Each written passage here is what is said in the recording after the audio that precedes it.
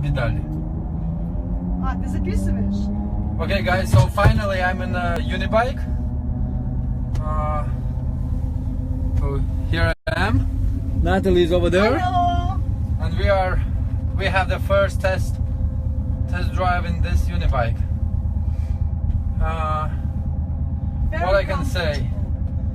What I can say, so it's amazing. So there's enough place even for my legs, and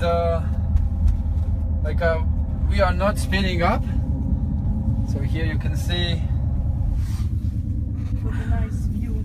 what we have, and the unibike actually goes very smoothly, quiet, so there are no any shaking to one side or another, and you can see that it's also not threatening us, you know, from the high, so it's pretty cool. And Here, there is a wow factor because you actually... so now we are going back. So I just asked, you know, to have the first ride, because this is amazing.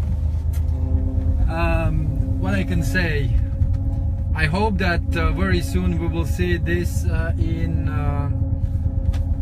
Ireland, fully operated, because Natalie is there, and we have the delegation from